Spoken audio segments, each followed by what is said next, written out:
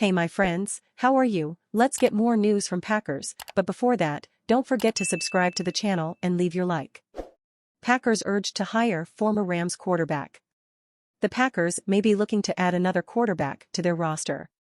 As suggested by David Hellman of SB Nation's blogging The Boys, the Packers should consider signing former Los Angeles Rams quarterback Bryce Perkins. Perkins was one of many players who trained for the Packers earlier in the week.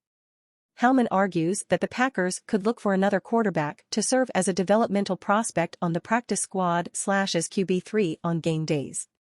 But maybe Packers will opt for a more developed quarterback as their QB3 practice squad, Hellman writes. Whether that's the case or not, adding Bryce Perkins to this quarterback room makes a lot of sense. Perkins, 26, has very little experience over his first 3 seasons in the league. Since entering the NFL as an undrafted free agent in 2020, Perkins has appeared in 5 games, with most of his action coming in his only start in a Week 12 loss to the Kansas City Chiefs during the 2022 season.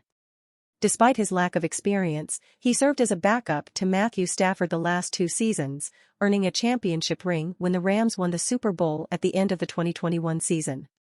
Chiefs Perkins displayed his dual-threat athleticism, throwing for 100 yards for a touchdown and 2 interceptions to go along with 44 rushing yards.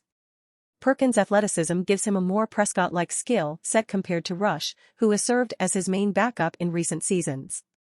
Perkins would give the Packers a reserve option with a skill set, at least as it pertains to athleticism, and he would be the 3rd player on the roster to win a Super Bowl. Hellman writes. That's a great combination for a 3rd quarterback. The 28-year-old Greer was a former highly touted quarterback at the University of Florida, and he eventually parlayed that into being a 3rd-round draft selection in the NFL.